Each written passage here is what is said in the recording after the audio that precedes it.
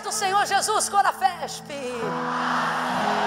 Quantos podem dar um glória a Deus? Pegue a sua Bíblia aí.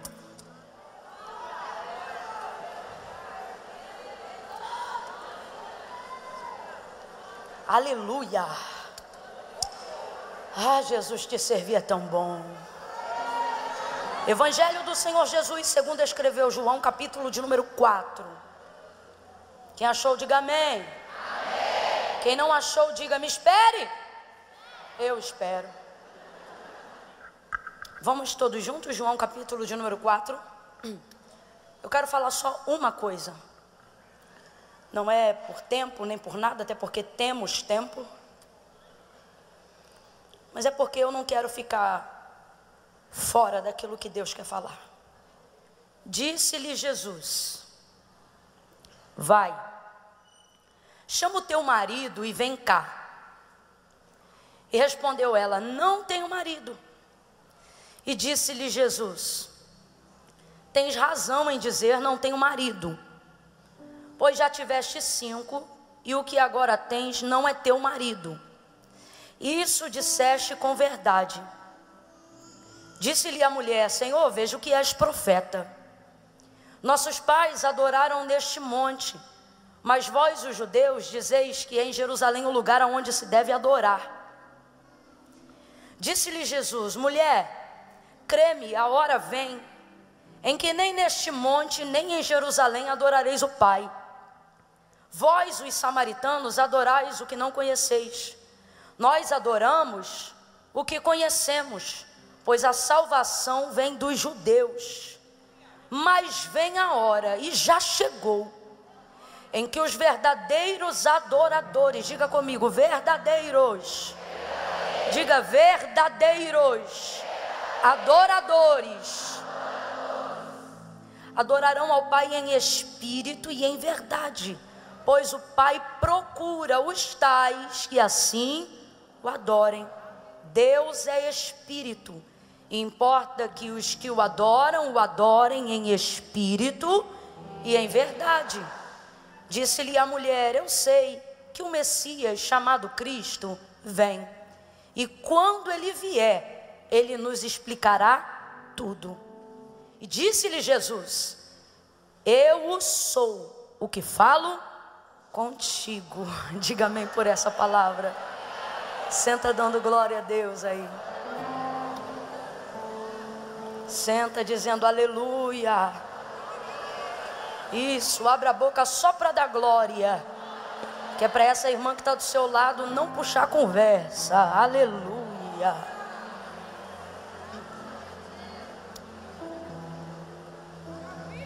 Aleluia. Gente, é uma passagem muito conhecida.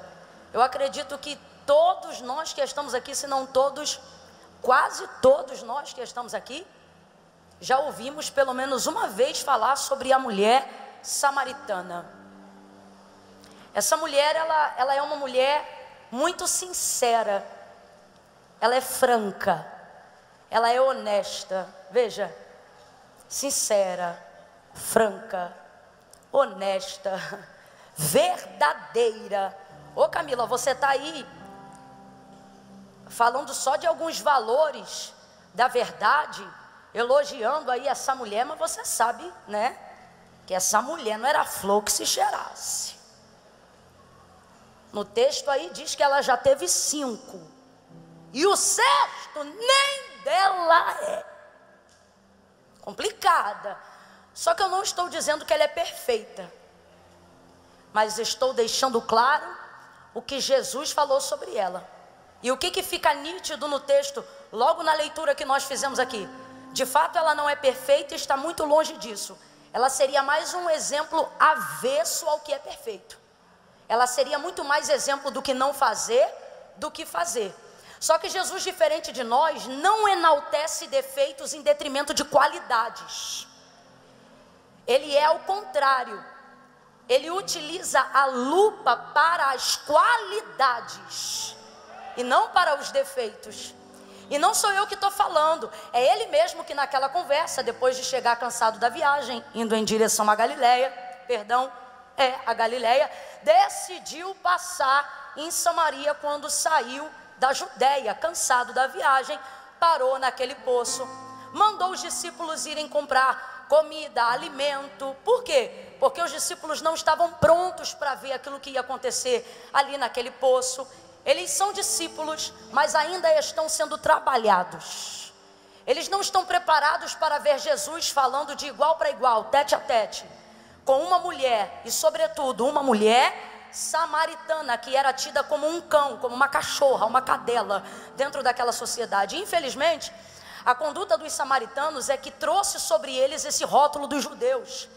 Ocorre que eles, mesmo estando debaixo de uma promessa, a promessa de Jacó, infelizmente miscigenaram toda a sua raça, juntamente com a sua devoção. Tanto é que eles estão diante de muitos outros deuses. Então é por causa desse comportamento e de miscigenação que agora são rotulados pelos judeus. Eu não estou dizendo que isso é correto, eu só estou deixando claro que de fato e de verdade o erro partiu deles e não dos judeus.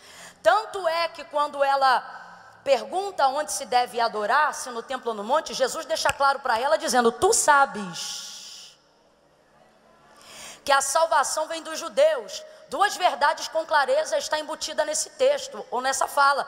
A primeira, e aí eu vou falar do meu jeito, não faz a sonsa. É o que ele está dizendo para ela. Não faz cara de brisa, não finge que não sabe a verdade. Tu sabes que a salvação vem dos judeus. Quem perverteu o propósito da lei foram vocês.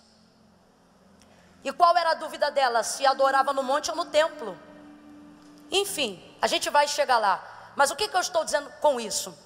A conduta deles que era errada. Então essa mulher está errada, numa terra de errados, representando os errados, e ela não é perfeita, mas ela tem uma característica que faz com que Jesus atravesse qualquer fronteira, qualquer erro, qualquer barreira, se tal pessoa o tiver, o que? A capacidade de falar a verdade. Só que não é a capacidade que você tem de falar a verdade sobre os outros, porque essa capacidade, você é mole, meu filho, até criança já nasce com essa capacidade. Chega perto de uma criança de 5 anos com bafo, fala: oi, queridinha. Ela vai olhar para você, não precisa saber se tem muita gente, ela vai dizer: ai, sua boca está fedendo. Criança é assim. Então eu não estou falando sobre a capacidade de falar a verdade por falar, eu estou falando sobre a capacidade de falar a verdade sobre si mesmo. Temos muita facilidade de identificar qualidades e defeitos e manifestar isso na fala, testemunhando sobre outras pessoas, quer boa ou quer de maneira ruim sobre elas, mas não encontramos a mesma leveza, não encontramos a mesma capacidade quando precisamos revelar isso sobre nós mesmos. A verdade da verdade é que até mesmo as nossas orações, se não forem ali ao lado do Espírito Santo, gemendo por nós, elas não chegariam com substância o suficiente para serem ouvidas diante de Deus. E por que não? Não é porque não sabemos falar com Deus como deveríamos, mas é por causa da quantidade de falhas, defeitos, hipocrisia velada, que manifestamos até quando estamos no exercício de algo espiritual, como a oração. Por exemplo, é muito mais fácil dobrar os joelhos e dizer: Senhor, perdoa todos os meus pecados, do que ter que verbalizar diante de Deus a mentira que eu contei, a dívida que eu não paguei, o maltrato que eu fiz com meu marido, a surra excessiva que eu desci na mão do meu filho para descontar, na verdade, a raiva que eu estava de outra pessoa. Então é muito mais fácil chegar e dizer: Senhor, perdoa todos os meus pecados. Não é uma crítica a essa oração, até porque normalmente essa oração e a nossa influência de orar assim Ela é uma influência de mulheres santas de Deus, mulheres que de fato não tinham a prática do pecado e nem da iniquidade. Elas oravam tanto, que quando iam orar, de fato não tinham pecados a serem confessados, não pecados morais que devessem uma confissão verbal. Então, por uma única questão de filtro, de passa em revista, passa limpo, pode olhar, esta oração normalmente saía da boca de gente santa. Senhor, perdoa. Você quer ver? Você vai lembrar. Senhor, perdoa todos os meus pecados, atos, obras, gestos, palavras ou intenções. Isso era oração de gente santa,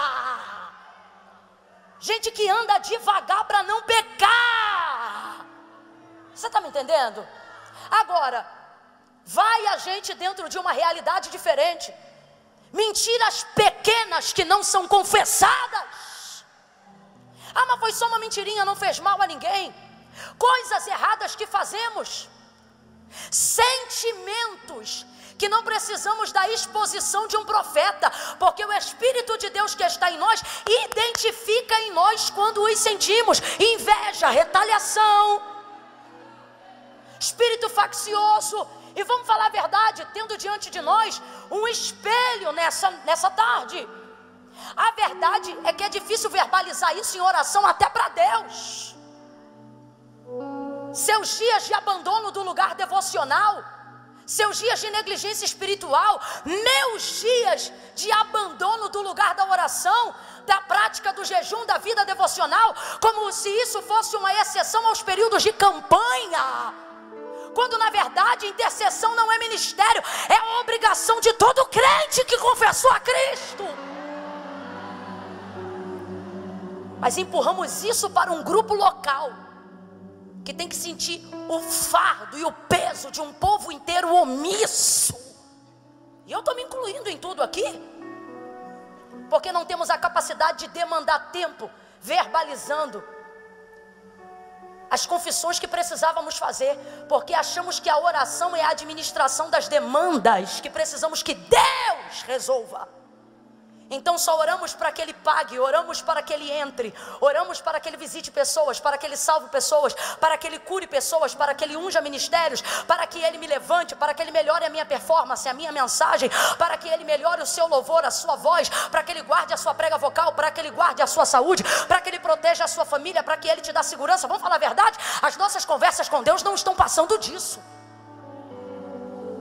E você se acha maravilhosa por desejar está em 15 minutos de devocional com Deus, apresentando essas demandas, quando na verdade, nem desejo de orar isso é urgência de uma demanda que você sabe que só o Deus do impossível pode resolver. Então, para você ter paz durante o restante do dia, sabendo que entregou, como quem joga no altar, tudo para Deus, termina isso e vai-se embora. Você não fica na oração para saber o que Deus vai falar depois, você não medita num texto da palavra para saber que direção vai Deus te dar. Você de um tempo para cá tem orado de pé, de um lado para o outro, negligenciando o lugar da oração, porque acha que Deus tem que entender a quantidade de compromissos e atividades que você tem, seja com Ele, com as pessoas, ou até com a obra dEle. E depois não entende porque que é crente e está triste, depois não entende porque que é crente e está deprimido, depois não entende porque que é crente mas não vive o avivamento, depois não entende porque que é crente mas não tem lágrima quente rolando pelos seus olhos, depois não entende porque que é crente mas não sente o gozo da alegria da salvação, depois não entende porque que é crente mas não tem vontade de ver Deus e nem coragem de dizer Maranata, hora vem Senhor Jesus. Suas orações, minhas orações ultimamente andam sendo muito mais comovidas pela culpa, pelo medo, do que pelo desejo de se relacionar com Deus. E quando é que nós percebemos que está havendo uma mudança na maneira de nos relacionarmos com Deus em oração? Quando não somos capazes só de apresentarmos para Deus demandas que consideramos urgentes, mas quando identificamos que a maior urgência está na decadência da nossa alma. E aí, já não dobramos tanto os joelhos, pedindo para Deus fazer isso, aquilo com alguém ou comigo, mas para Deus fazer isso ou aquilo na minha vida e em mim. O que isso significa? É quando o espelho está diante de você e o Espírito, uma vez te levando a orar. E por que você está usando o termo oração, Camila, se a Bíblia diz que aquela mulher estava ali falando com Jesus? Porque oração é falar com Deus, irmãos. Simplesmente ela teve um privilégio de falar com Ele como quem conversa com o próximo. Mas isso aqui pode ser traduzido por oração, porque o que é oração? Oração é conversar com Deus. Agora, veja a conversa dela, toda errada. Ela está toda errada. Eu vou dizer ela e você vai dizer todo errado. Vamos lá? Ela. Abre a boca, vamos lá, galeria. Ela. Toda errada, mas tem uma característica. Qual? Capacidade de falar não sobre os outros. Capacidade de falar a verdade sobre ela mesma. Jesus está dizendo: quando você desenvolver a capacidade de falar a verdade sobre você mesmo, sobre você mesma, quando você desenvolver comigo a capacidade de confissão e não só de petição, você vai ver que boa parte do que você ora hoje não vai necessitar ser apresentado por Deus, não porque mudou, mas quando Deus muda você, boa parte do que você pede também muda. Não precisa mais de tanta intercessão.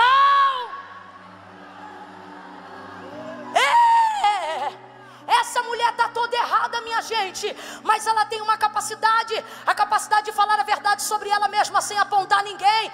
Perceba que quando Jesus diz que ela já teve 5 maridos e o 6º não é dela, ela não joga a culpa sobre eles, ela não argumenta como ela foi seduzida, e ela também não tem confissões falsas, porque deixa-me te falar uma coisa: confissão verdadeira requer a aceitação de quem eu sou, mesmo quando eu estou sendo a pior pessoa que eu poderia ser. Eu preciso falar algo sobre Deus. Deus, Ele está disposto a trabalhar numa incredulidade sincera, mas Ele não suporta uma fé falsa. Essa mulher não empurra para ninguém, ela não entra num processo de vitimização. Essa mulher é honesta, essa mulher é franca, e vai se cumprir na vida dela a verdade sobre o próprio Cristo. Qual? Conhecereis a verdade e a verdade vos libertará. E se eu te disser nessa tarde que a libertação que você procura não está na mão estendida de Deus sobre você, mas está na capacidade de você declarar verdades sobre si própria com a sua língua. Eu preciso lhe dizer, há mais poder na sua língua do que você pensa. Essa língua é poderosa. Eita, vou falar de novo. A língua tem um poder, relatado por Tiago. Ele diz, ela tem um poder de inflamar, um poder de fazer guerra. Agora eu te pergunto, quem pode fazer guerra também não pode desfazer guerra? Quem pode inflamar também não pode jogar água?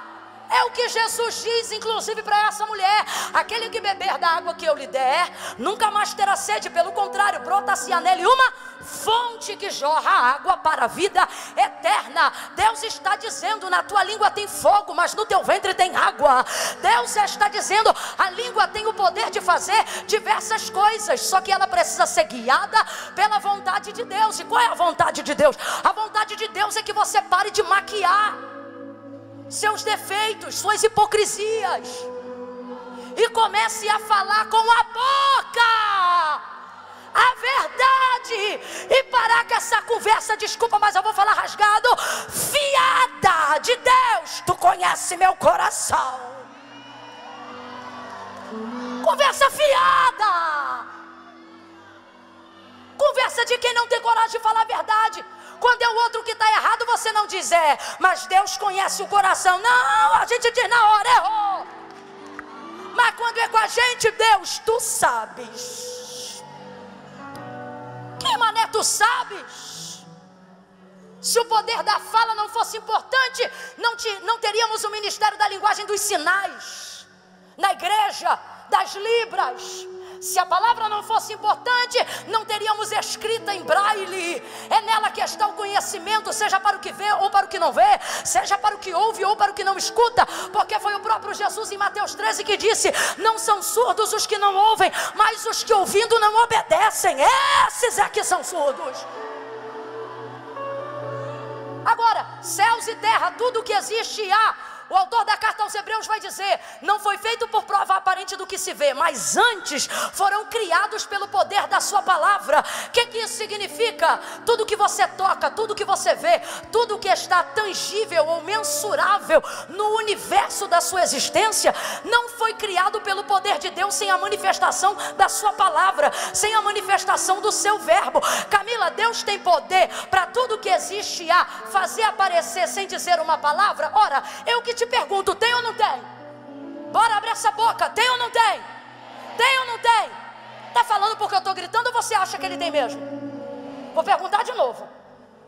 Tudo o que foi feito, universo, Via Láctea, o que você conhece, o que você não conhece, o que a NASA viu, o que a NASA não viu, a Jerusalém, tudo.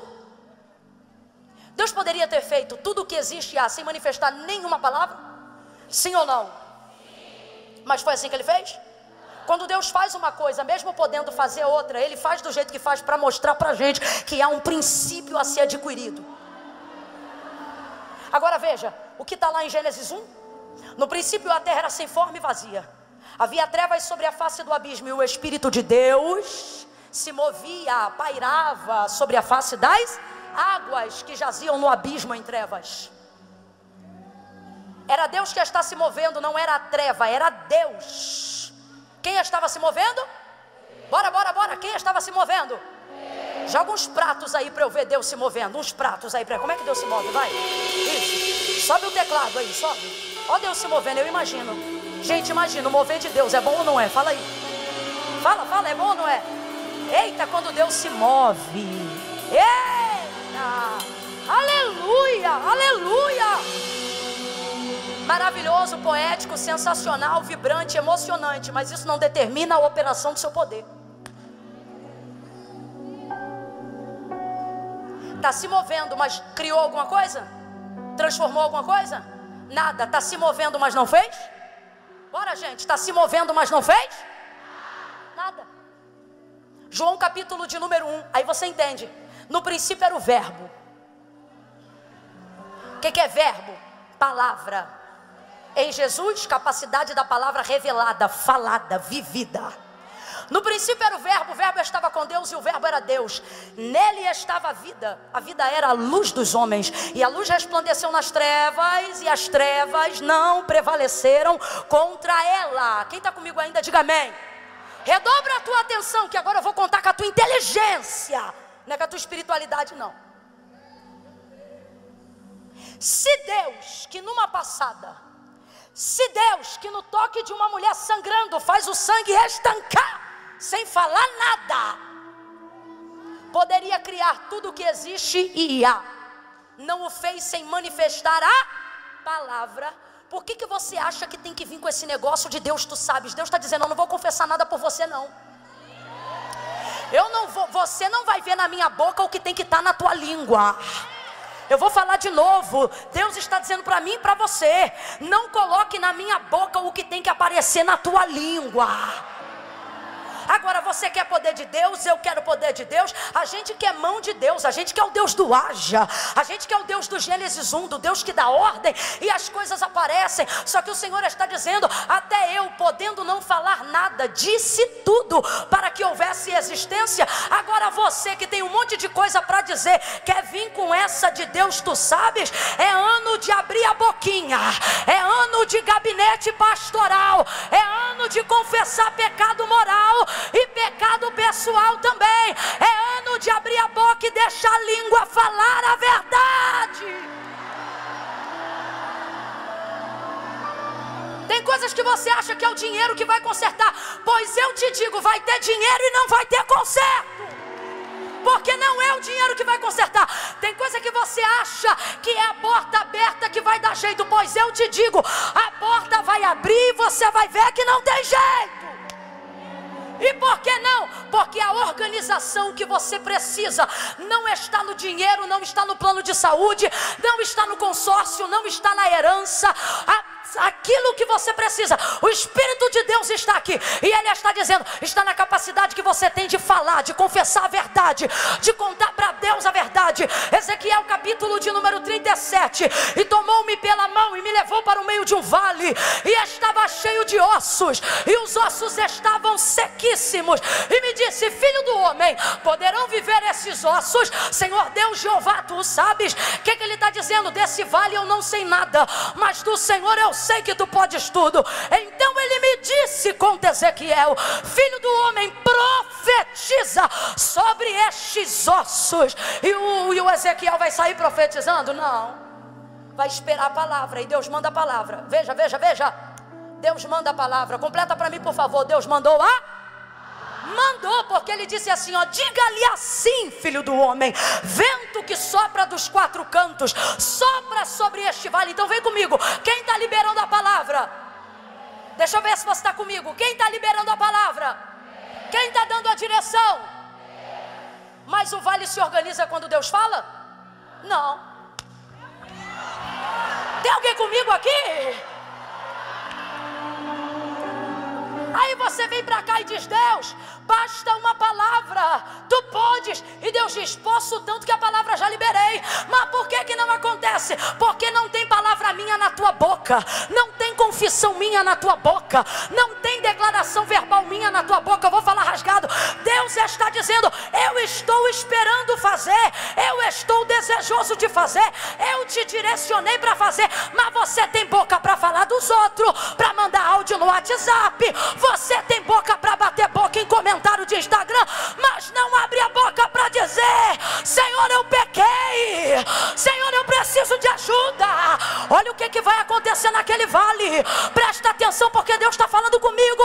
O que vai acontecer naquele vale, eu também faço por esses dias na tua casa. Eu vou juntar cada osso ao seu osso.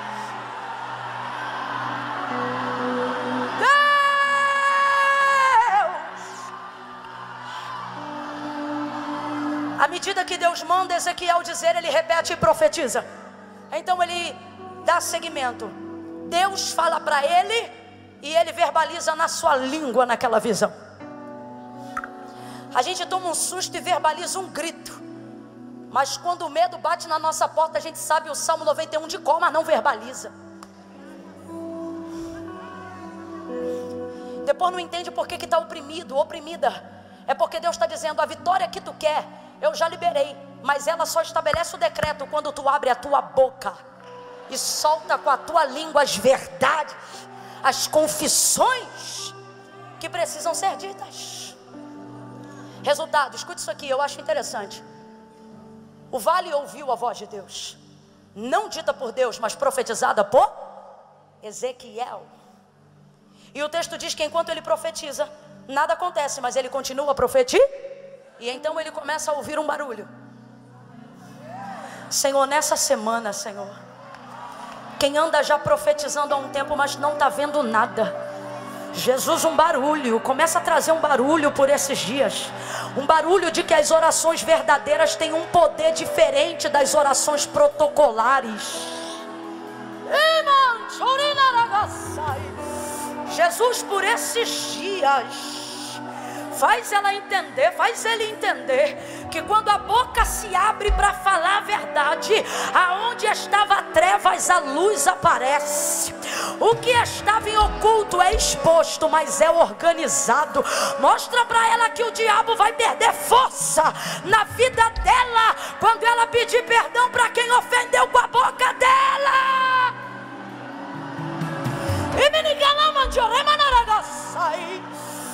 Senhor, por estes dias que haja um barulho de que as orações verdadeiras são diferentes das orações metódicas e sistemáticas. Por esses dias, Senhor, eu te peço, em nome de Jesus, esse incômodo que ela sente, e ela pede perdão para ti, dizendo: Senhor, me perdoa pelo que eu pensei da fulana. E o Senhor já perdoou, mas ela não tem paz. Ela não tem paz porque o teu Espírito está dizendo: vai lá e pede perdão para fulana. Mas a posição social, o status na família, mas nessa tarde, meu Deus, não é amanhã, é hoje, Senhor, não é amanhã, é hoje. Faz ela mandar um áudio de WhatsApp e embarga a voz dela no meio da fala, que é para quem está do outro lado ver que ela está derramando a alma e o coração. Abate o orgulho, levanta a humildade. Abate o orgulho, levanta a humildade. Abate o orgulho, levanta a humildade. Tira de nós a hipocrisia de usar as palavras de João Batista sem ter o coração de João Batista, dizendo que eu diminua e que ele cresça. Se isso é verdade, nos ensina a desaparecer com a nossa reputação, para que o caráter de Cristo em nós apareça nos nossos relacionamentos, apareça nas nossas confissões, em nome de Jesus. Aproveita essa oração comigo e diga amém.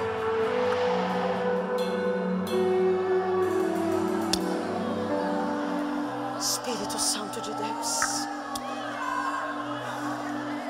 ela fala a verdade. A fala de Deus dissipa o caos. Sabe por quê? O mover. Lembra que Deus movia, mas não estava realizando nada? Moveu, mas não criou terra. Moveu, mas não criou sol. Moveu, mas não criou lua. E eu vou falar. Moveu, mas não criou porção seca, não fez terra, não criou semente, não germinou fruto, não desenvolveu árvore. Por quê? Porque mover não faz o que só o verbo pode fazer. E o Espírito não era de Camila não, minha filha. O Espírito era de Deus. Só que Deus estabelece princípios dos quais Ele não precisava praticar, mas Ele faz para que nós aprendamos com Ele. E você não quer falar. Se confissão não fosse imprescindível para a sobrevivência de um crente, Jesus, eu disse quem? Jamais teria dito: aquele que me confessar diante dos homens, eu também o confessarei diante do meu Pai que está no céu. Você sabia que a maioria das pessoas que amam o Senhor e amam de coração, temem o seu nome, a maioria delas não faz com Deus uma aliança, não entrega a vida para Jesus, não porque não ama, vem no culto, sabem cantar as canções que cantamos, quando precisa de vitória, não vai fazer simpatia, vai fazer campanha. É gente que ama, que reconhece, mas que não faz aliança com Deus.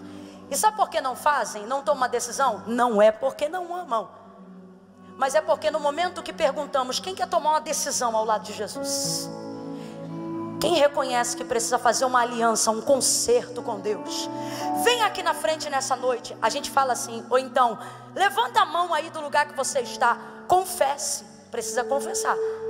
Aí a vergonha enche o coração, se amarra no banco, chora mas não vem, sabe que tem que vir mas não vem, sabe que tem que renunciar mas não renuncia, sabe que tem que decidir mas não decide. Agora eu te pergunto, é falta de amor? É falta de amor? Não é, gente, senão nem o culto frequentava. Tem um monte de balada, podia estar na balada, mas não. Quando tem culto, vem para o culto. Quando tem corafesp, já não cabe nem a igreja, mas ele se infiltra, bota a paleta, de tanto que ama. Mas confissão não vem. Aí pensa assim, mas Deus conhece meu coração. E ainda encontra crente que respalda dizendo, ah lá, não é crente, mas é melhor que muito crente, fazendo tal pessoa acreditar que está tudo bem. Mas deixa eu te falar, não está, porque não foi Paulo, Pedro, nem a igreja que instituiu isso quanto instituição. Eu disse que foi, quem lembra? Não tenha medo não, eu disse que foi. E o que Jesus disse? Aquele que me confessar diante dos homens, eu também o confessarei diante do meu Pai que está no céu. Porém, aquele que se envergonhar de mim, ele diz aquele que não me ama? Não. Ele diz aquele que não crê? Não, ele sabe que crê. Então não é falta de amor e não é falta de fé, é falta de uma capacidade que essa mulher toda errada tinha e o crente não quer ter. A capacidade de falar a verdade, de expor o pior de nós pelo melhor de Deus. Aí ele diz, porém aquele que se envergonhar de mim, também será envergonhado diante do meu Pai e dos anjos que estão no céu. Aí você olha para esse texto e pensa que Jesus vai nichar essa palavra só para quem ainda não o reconheceu como único e suficiente Salvador. Mas eu te pergunto, no coração, uma pessoa que frequenta culto, uma pessoa que teme ao Senhor, mas que nunca fez uma confissão pública de fé, você acha de verdade que Jesus está liberando essa palavra só para ela?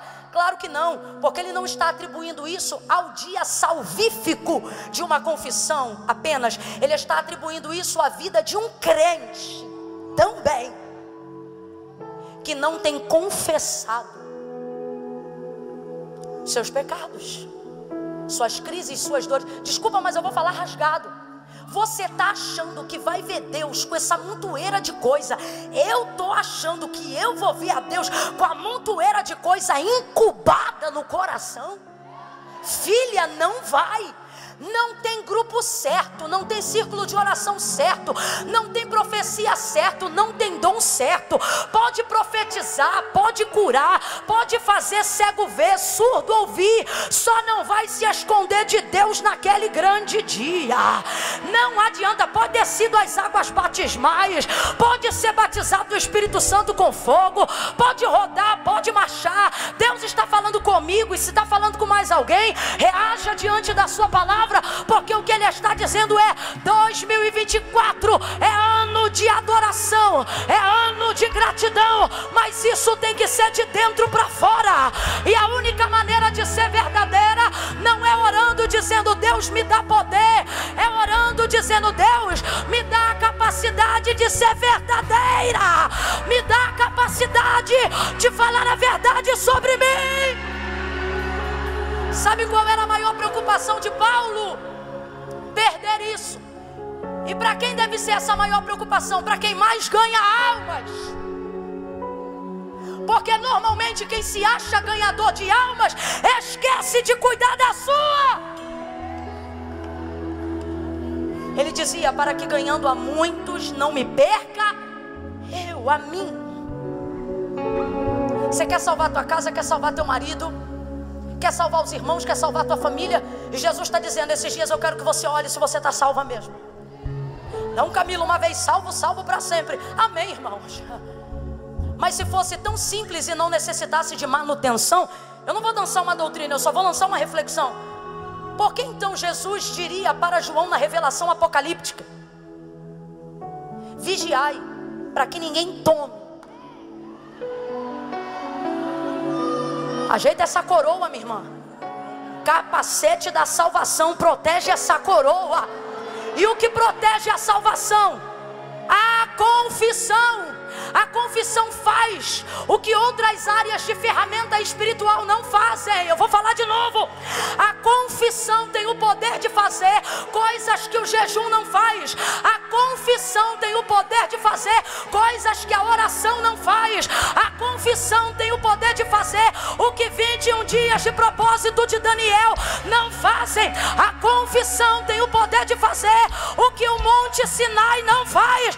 O Senhor está dizendo: está na tua língua, está na tua língua. O poder para viver o que nunca viveu está na tua língua. O poder para chegar onde nunca chegou está na tua língua. Tua capacidade de confessar verdades, por pior que elas sejam, sobre você mesma, sobre você mesmo, vai determinar qual é a tua capacidade de suportar a grandeza do que Deus quer te entregar. Escute isso aqui. O que Deus tem a te entregar não tem a ver com o quanto você aguenta segurar, tem a ver com o quanto você aguenta renunciar. Não é o quanto você conquista, é o quanto você aguenta perder. Só que eu não vim falar de dinheiro nem de bens materiais. Olha para mim. Lá na tua igreja, tu aguenta perder o status. Não é testemunho não, é o status.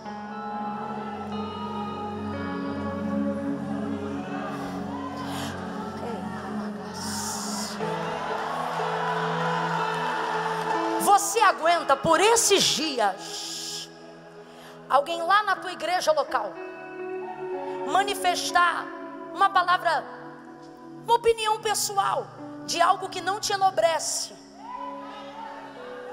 Não é um pecado, é uma manifestação. Comentou com uma aqui, comentou com a outra, enfim, aí 78 estão sabendo. De tipo, não gosto dela por causa disso. Isso interfere no teu culto? Ou você já conseguiu se desvencilhar da expectativa dessas pessoas porque sabe que está ilibada diante de Deus? Ou não, isso te deixa desnorteada. Afinal, se tu não está conseguindo manter a régua diante de Deus, que pelo menos mantenha a aparência diante das pessoas. Quem é você hoje? Não precisa dar glória não, que eu já sabia que ia ser assim mesmo.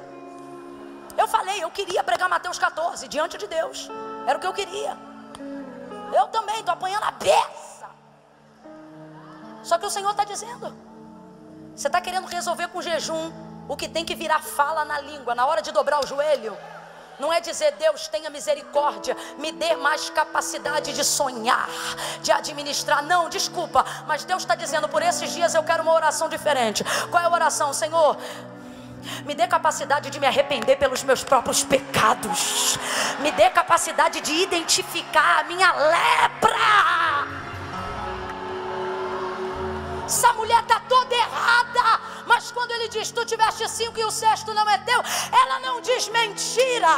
Ela não desvia do foco. Ela não diz, quem você pensa que é para falar assim comigo? Me respeita, mano do céu. Ela diz assim, vejo que és profeta. Ela é muito corajosa. Sabe o que eu vejo? Alguém que está toda amarrada pelo pecado e já está tão arrebentada, que já perdeu reputação, já perdeu honra, já perdeu tudo. Tu acha que ela está pegando água no poço meio-dia por causa de quê?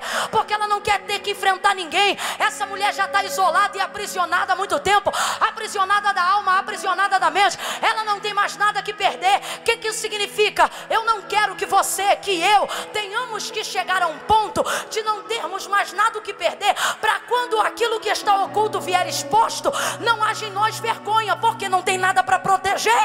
Deus está dizendo, em prol do que você tem a proteger, você não é ela. Então eu sei para quem que eu estou pregando. Então enquanto você tem do que proteger, não finge que não é. Quando ouvir uma verdade como essa, não diga não é para mim, diga é verdade. É Deus que está falando comigo. É o que eu tenho sentido de Deus esses dias. A necessidade de melhorar o meu caráter, a minha alma.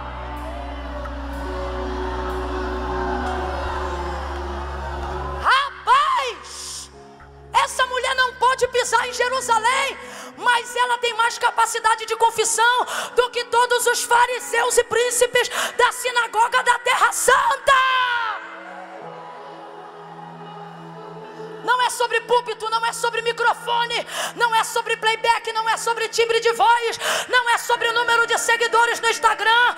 Olha para mim, nada disso vai adiantar. Naquele grande dia, Ele não vai dizer para os estranhos, Ele vai dizer para aqueles que vão estar diante dEle, dizendo, em Teu nome eu preguei, em Teu nome eu curei, em Teu nome eu profetizei. Essas pessoas não vão dizer, eu tentei. Elas não tentam, elas são boas. Elas curam, elas pregam. Quando elas pregam, elas salvam almas. Só que olha o que Jesus vai dizer para elas: apartai de mim para o fogo eterno. Porque se a gente te conhece, pois é, vocês me conhecem, mas eu nunca vos conheci.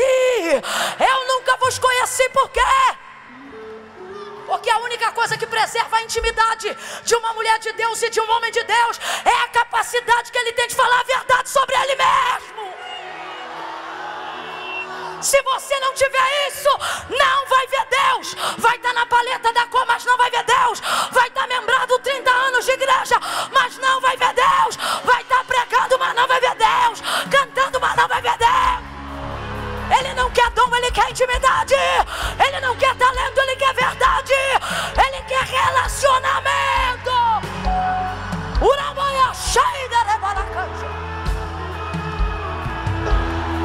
Vai ser visto por 1 milhão de pessoas, 2 milhões, 10 milhões de seguidores,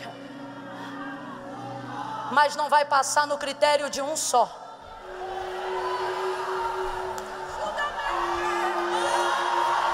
Teus 10 milhões lá não querem dizer nada. O sucesso do teu departamento naquele dia não vai querer dizer nada. Suas ofertas entregues também não. Como não, Camila? Eu sou bom ofertante, sua performance é maravilhosa. Só que Deus não pede oferta porque quer oferta. Deus pede oferta porque deseja ter o ofertante.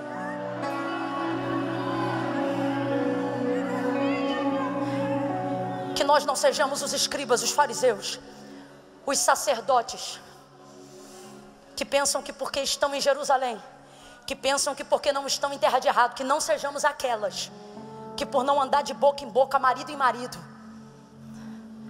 saiamos daqui de peito estufado no alto da vaidade.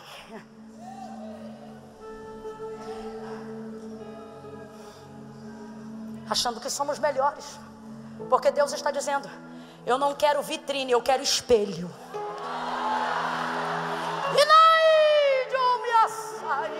Eu quero que você reproduza essa palavra comigo, porque ela não vem de mim. Diga assim comigo: Deus não quer vitrine, Deus quer espelho. Deus está dizendo: eu não quero você se mostrando às pessoas, eu quero saber se você se revela a mim. Quando sou eu e você, eu quero saber se você aguenta quando eu mostro quem você é para você. Fala de novo para alguém: Deus não quer vitrine, Deus quer espelho. Não, não, fala. Deus não quer vitrine, Deus quer espelho. Você acha que teu ministério não cresce porque teu perfil não cresce, porque teu Instagram não cresce. Minha filha, aonde você acha que Deus estava quando Mark Zuckerberg ainda era uma massa informe no ventre da mãe dele? Eu não sei se você está entendendo não. Moisés também não teve nem Orkut, e a gente fala dele até hoje. Deus não precisa de vitrine para quem tem espelho. Ele levanta, Ele unge, Ele separa. Se desvencilha dessa expectativa. É ela que está roubando de você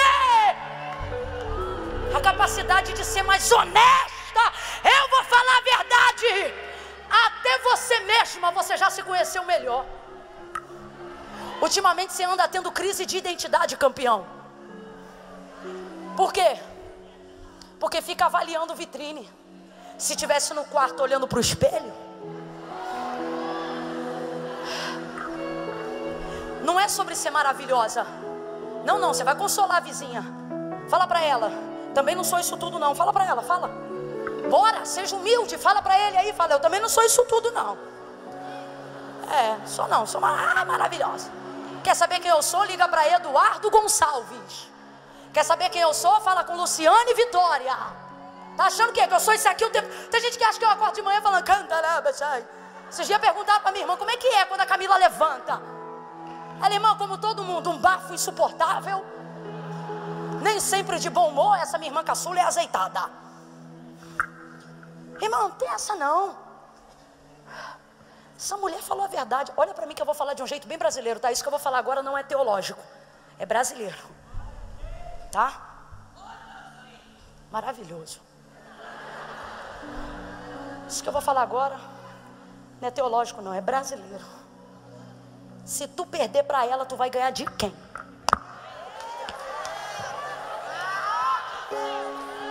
Tu tem EBD, tu tem ferramenta, tu tem Corafesp, tu tem círculo de oração, tu tem ferramenta, tu tem palavra.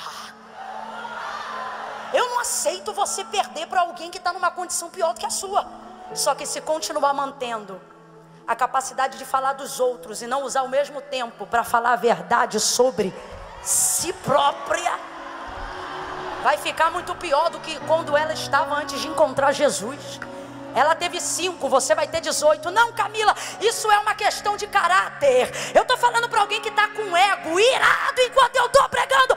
Mas maior é o que está comigo. Maior é o que está comigo. Maior é o que está comigo. Eu não falo no meu nome, eu falo a palavra dele, o nome dele. O nome sai.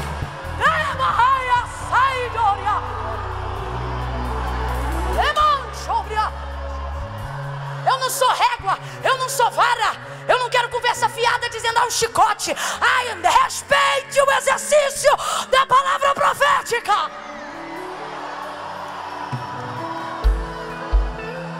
falando porque sou isso, sou aquilo, sou nada. Sou nada. Você acha que a minha capacidade de falar isso aqui para você, por quê? E também porque eu tive meus dias de vitrine. E Deus falou, não te chamei para ser vitrine, te chamei para espelho. Então não enfrenta. O Espírito de Deus hoje é que não. Porque Ele só corrige a quem Ele pegou essa mulher. Glória a Deus.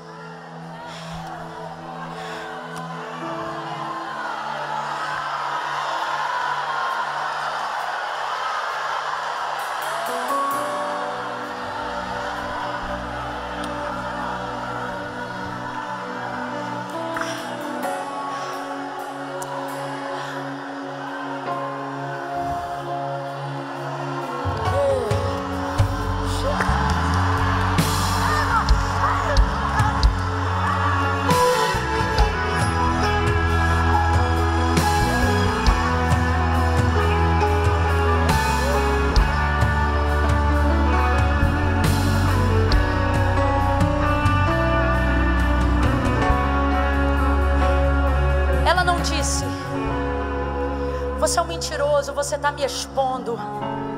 Não. Ela disse, vejo que és profeta. Sabe o que ela está dizendo? É tudo verdade. O que ela está dizendo é verdade. Mas olha ela. Mas eu sei que o Messias vem. Por que ela diz isso? Porque quando ela vê, abre aspas, que ele é profeta e expõe ali o pecado dela, ela não foge, ela conclui a confissão. Olha para mim aqui. O mais difícil você já conseguiu fazer. O que, Camila? A capacidade de reconhecer teus vacilos. Deus está falando aqui comigo, para mim e para você. Ele está dizendo assim, só falta você concluir a confissão. Quando ela reconhece, quando ele diz o que diz e ela diz, vejo que é profeta, ela está reconhecendo, ó, isso é verdade. Só que aquilo não pode terminar ali, senão o ciclo continua do pecado e da culpa e da condenação. Então ela diz assim, mas aonde se deve adorar? E no Corafesp nós estamos num propósito temático, né? Tempo de adoração e tempo de gratidão e adoração. E a verdade é que dentro da nossa cultura ocidental, a gente cultivou a ideia de achar que adoração é glória a Deus e aleluia. Não, essa é uma das formas de manifestar uma faceta da adoração. Mas a adoração de verdade está ligada à capacidade de quebrantamento por arrependimento de pecados. Vou te dar um exemplo. Quando Deus determina como Ele vai ser adorado pelo seu povo, logo que Ele estabelece as leis, tira o povo do Egito, trafega com esse povo pelo deserto, instaura eles na terra prometida. E Ele disse para Moisés, desde o dia que chamou Êxodo 3, neste monte novamente vocês voltarão e me adorarão. Quando chega o propósito e a ocasião da adoração, Deus vai determinar os critérios pelo qual Ele deve ser adorado. Porque poeticamente a gente até diz, adore do jeito que você quiser, mas não é bem assim não. Poeticamente, eu não vou aqui ser uma crítica, que isso é uma bobagem. Mas não é assim. Deus determina como deve ser adorado. E nessa determinação, Ele vai estabelecer algumas regras, vai entregar a Moisés, para Moisés entregar para o seu povo, para que quando o povo adorasse, Deus então recebesse a adoração. Recebendo a adoração, derramava a sua glória. Sua glória é a sua bênção, sua glória é o seu poder. Sua glória não precisa atender um pedido de oração. Quando a glória de Deus desce, ela corrige tudo que está errado. De uma vez só, você está entendendo? Campanha quem faz é a gente. Deixa isso para outro dia, porque eu também faço. Mas o que Deus está dizendo é, se você fizesse tudo para atrair a minha glória quando desce, ela arruma tudo. Aí veja, Ele dizia, por exemplo, olha, quando o povo quiser me adorar para perdão e expiação de pecados, por pecado X e Y, depois você leia Levítico, traga-me então 2 bodes e eu perdoarei. Então veja, primeira coisa instaurada por Deus sobre adoração. Eu não vou demorar não, é só isso aqui mesmo. Só para você entender o que ela está dizendo quando ela diz assim, aonde se deve adorar. Ela não está pensando com uma mente ocidental, ela conhece a cultura do Oriente e o Deus de Israel. Então veja, Ele dizia, traga então 2 bodes e o pecado vai ser expiado. Quando for consagrar uma criança, traga ou 2 rolinhas, ou um cordeiro, ou um novilho. E ele estabelecia aquilo, porque qual era o pilar da adoração estabelecida por Deus a Moisés para ensinar o povo? O pilar é esse aqui, ó. Moisés, fala para o meu povo que ninguém se apresente diante de mim com as mãos. Então você também conhece o pilar.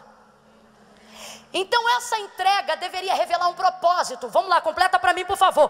Essa entrega deveria revelar de novo, essa entrega deveria revelar toda entrega que não revela um propósito pode ter cara de adoração, jeito de adoração, mas não é adoração. A entrega tem que revelar um propósito. Agora olha como Deus é maravilhoso sobre a adoração. Deus está disposto a ser adorado, seja para consagrar uma criança ou para perdoar Você está entendendo? É por isso que ele está aqui no poço conversando com essa samaritana, toda errada, mas ela quer entregar algo. E ela quer entregar algo debaixo de um propósito de confissão. Agora veja, para o perdão ser liberado na vida dela, essa adoração requer uma entrega legítima. Abra comigo a sua boca e diga legítima. Abra a boca para não esquecer, diga legítima. O que essa adoração legítima requer? Um altar que seja de verdade ao Deus de Israel. E em Samaria não tem. Camila, mas tem um altar lá no monte também. Tem, mas está do lado de Baal, está do lado de Azera. Deus não recebe. Então por isso ela diz assim, ó, aonde eu devo adorar? No templo ou no monte? Aqui, olha o que ela está dizendo. Aonde eu levo uma entrega, uma oferta para expiação deste pecado que acabou de confessar. É isto que significa. Aonde eu concluo essa confissão? Aí aqui ela, ó, no templo ou no monte? Aí ele diz, você sabe que se fosse para concluir do jeito que tem que ser, tinha que ir para o templo em Jerusalém. Só que olha a situação dela. Deus sabe quando você quer se consertar, mas ninguém te dá saída. Por que os samaritanos não gostavam dos judeus e os judeus dos samaritanos? Porque os judeus só julgavam, mas não davam para eles o ponto de saída. E tem crente que é assim, só denuncia, mas não diz onde está a porta salvífica. Aí Jesus diz para ela, nem no templo nem no monte, mas a hora chegou, já vem e fala contigo agora. O que ele está dizendo? A hora sou eu. Tu sabes que a salvação vem dos judeus.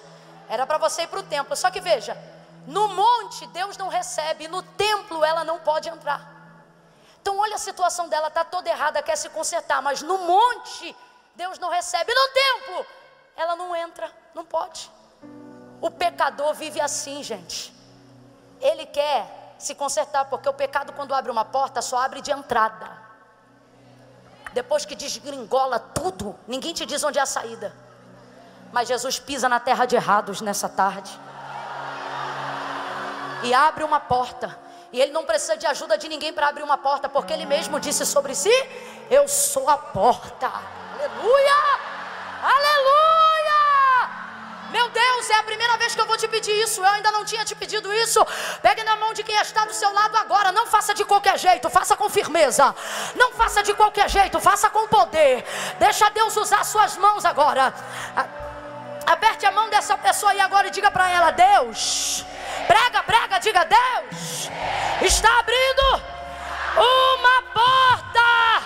Há uma porta aberta para você nesses dias. É porta de oportunidade, de graça, de misericórdia, de salvação, de redenção, de livramento da parte do Senhor. Aleluia! Aleluia!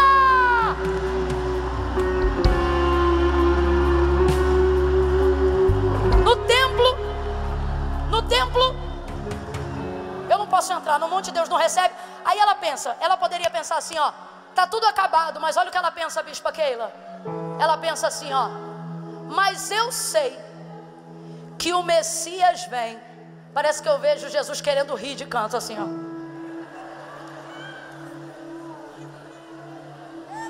Não é sobre o que os outros dizem, é sobre o que você sabe.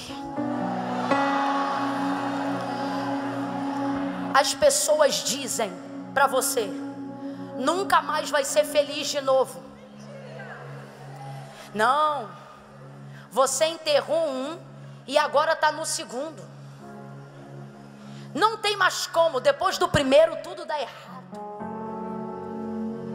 Você já está idosa, não vai gerar aquele filho da promessa. Isso é o que as pessoas falam. Seu filho já está afastado há muitos anos, não volta mais não. E quem entra no crack não sai mais. Se ainda fosse maconha, eu te ajudava em oração, mas no crack nunca vi ninguém sair. Olha, aquele desvio de conduta que eu não posso falar agora, quem entra nesse pecado eu nunca vi sair. Só que o Senhor está dizendo, não importa o que eles dizem, a pergunta é, você ainda lembra da palavra da promessa? Qual era a promessa? O que os judeus diziam dos samaritanos? Cães, cachorros, errados. Mas o que a promessa dizia? O Messias vai endireitar o Bacalamanchoria. João prepara o caminho, mas ele diz, eu sou o caminho, eu não preciso de favorecimento.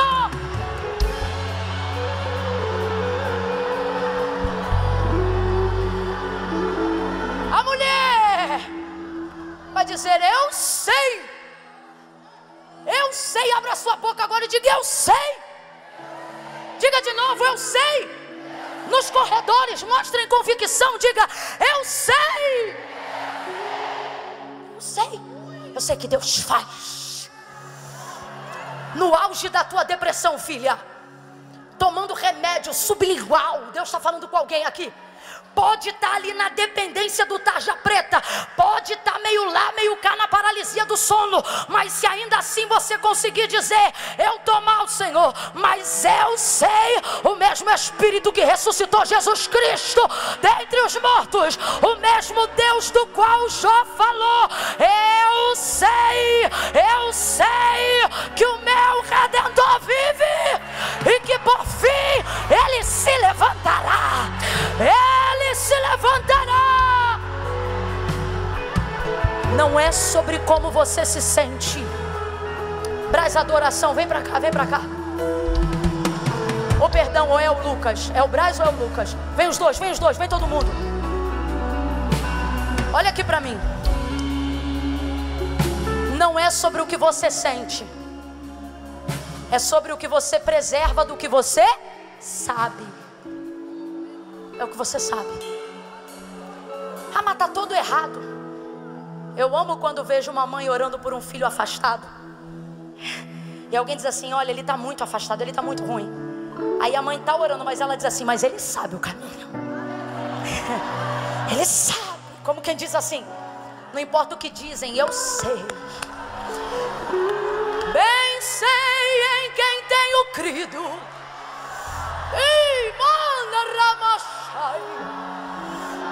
Eu amo quando o médico dá um laudo de 6 meses para alguém e a pessoa tem coragem no consultório ainda,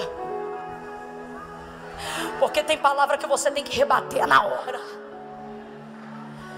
Eu sei em quem eu tenho crido. Ela diz, eu sei que o Messias vem e que em breve,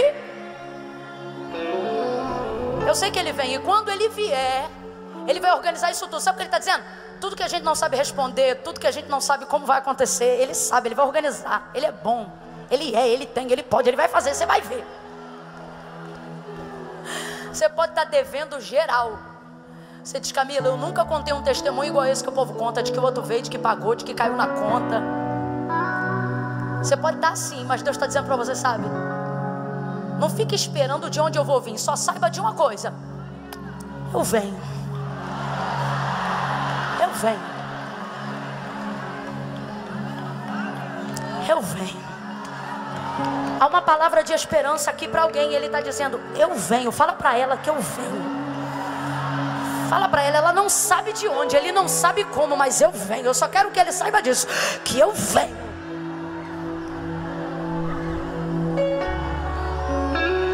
Aí quando ela diz, eu sei que ele vem, o Messias vem, vai organizar, vai. Aí ele diz assim, é que eu não aguento, gente, eu vibro de verdade. Imagina a cena, é por isso que os discípulos tinham que ir comprar comida.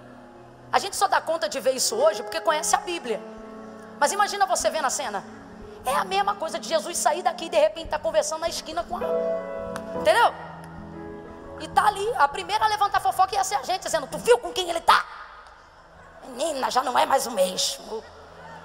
Então imagina, quem não está pronto tem que comprar comida mesmo, vai cuidar dos negócios dessa terra.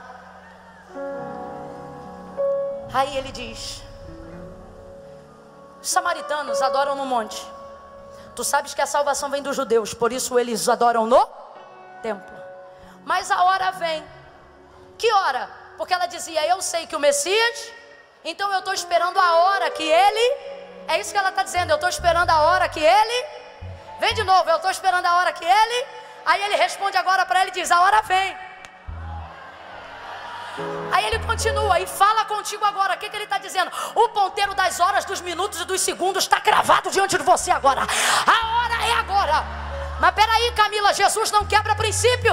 Essa mulher precisa de um sacerdote, precisa de um cordeiro e precisa de um altar. Era assim que se expiava aquele pecado dela. Está em Levítico. Mas olha o que o texto vai dizer: que Jesus está sentado em cima de um poço, e não é qualquer pedra. Aquele poço é de... Quem lembra? O poço é de... O poço é de Jacó. Deus de Abraão, Deus que promete. Deus de Isaac, Deus que cumpre o que promete. Deus de Jacó, Deus que sustenta o que promete, o que cumpriu. Jesus está sentado no poço, sentado. Fala para mim com inteligência. Ele podia estar de pé no poço? Podia ou não podia? Mas o texto é claro, ele estava sentado. Por que ele estava sentado? Porque o cordeiro deveria ser oferecido no altar. O poço é a pedra, o poço é o altar do Deus de Jacó.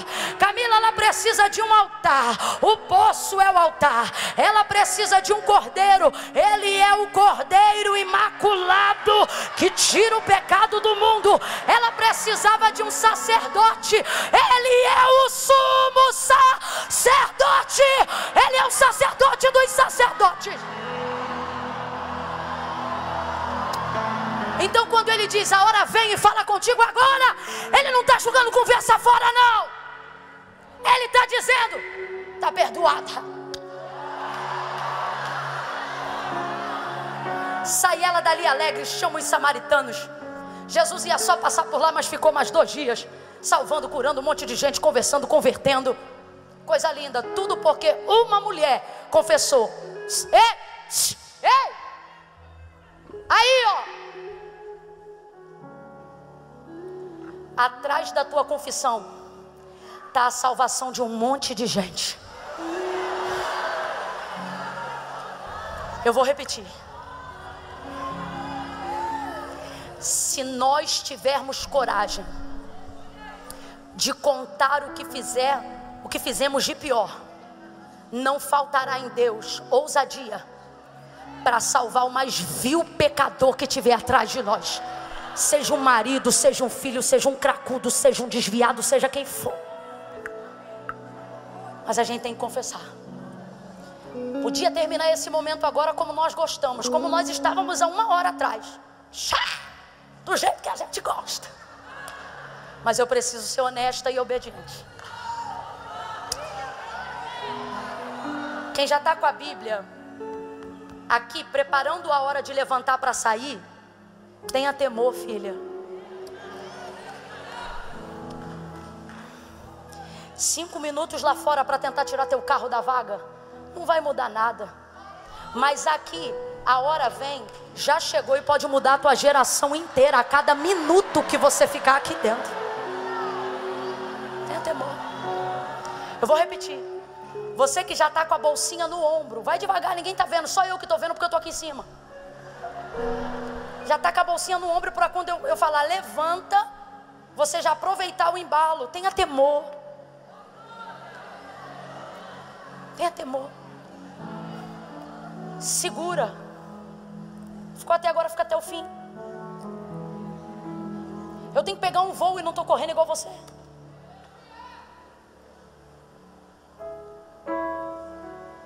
A Bíblia diz que o reino do céu é tomado à força. É tomado a... Fala a verdade, quando você está cansado, você quer orar? Quando você está com sono, você quer orar? Agora me responda, a oração funciona mesmo quando eu estou cansado?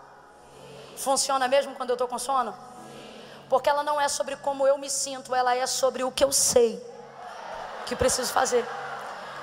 Então quando eu estou com dor eu oro, quando eu estou triste eu oro, se eu estiver alegre eu oro. Tem dia que dá vontade de orar, esse dia é o melhor dia. Mas tem dia que não dá vontade nenhuma. Tem dia que você tem que ficar uns 15 minutos botando um louvor, fechando as gavetas da mente, porque senão está orando aqui e está dizendo: meu Deus, apaguei o fogão, Senhor me perdoa, Senhor, eu estou aqui na tua presença. É ou não é? Só que eu tenho procurado ensinar o que do Senhor também tenho aprendido. Oração, irmão, não é mover, é a capacidade de botar a língua para confessar o que precisa ser dito. E na confissão do que precisa ser dito, sentimento não precisa se envolver. É fazer o que tem que ser feito. Eu vou te dar 5 minutos, sentadinho como você está. Glorificamos a Deus pelo mover, mas eu vou te dar 5 minutos de espelho agora. Os pecados que você não tem conseguido confessar, erros, falhas minhas, suas, ao longo de uma vida, eu não espero que você confesse aqui agora. Então eu vou te dar uma estratégia específica de oração. Os 5 minutos que eu vou te dar agora é pedindo somente isso: Senhor, aumenta meu nível de consciência do meu pecado.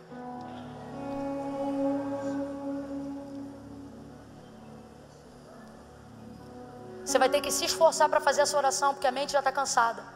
Tem gente que está aqui desde cedo. Por que a gente aguenta um filme de 2 horas, mas uma ministração que passa de 1 hora cansa? Porque o filme não requer entendimento, organização, alinhamento, é entretenimento. E há quem diga que depois de 1 hora ninguém ouve mais nada. Eu acho que o Sermão da Montanha durou um pouco mais. Acho que Eutico não caiu da janela à toa. Paulo falou um pouquinho demais. Só que tem uma coisa: onde Paulo passou, morto viveu. Onde Jesus passou, pecador se arrependeu. Então não diga para mim que 1 hora de ministração da palavra é igual palestra motivacional. Porque as nossas palavras são de persuasão humana, mas as palavras de Deus são de renovação de entendimento. Vou te dar 5 minutos. Eu queria que a gente cantasse um hino, uma música, pode ser, irmão, pode ser até da harpa, mas algo que nos leve a olhar para dentro.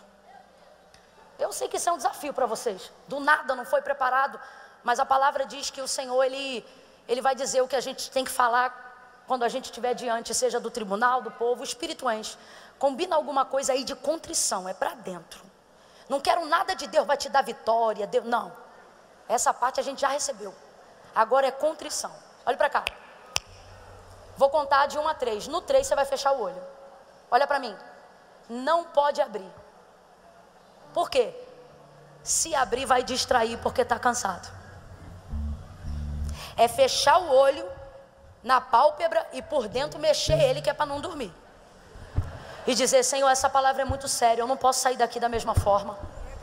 Essa semana, Senhor, eu quero voltar a conseguir jejuar, para ter um pouco mais de pureza, mas não é para ter poder, é para conseguir observar os pecados que eu tenho cometido e não estou percebendo. Senhor, com todo respeito, eu te louvo pela vida da mulher samaritana. Ela é um exemplo de verdade, e é esse o exemplo que eu quero ter dela. Se ela que estava numa condição horrível, Senhor, ficou bem, não sou eu que tenho tanta ferramenta que posso continuar como tem mandado. Melhora. Eu preciso melhorar. Eu conto 1. Não toque em ninguém. Se contenha no seu lugar o máximo que você puder.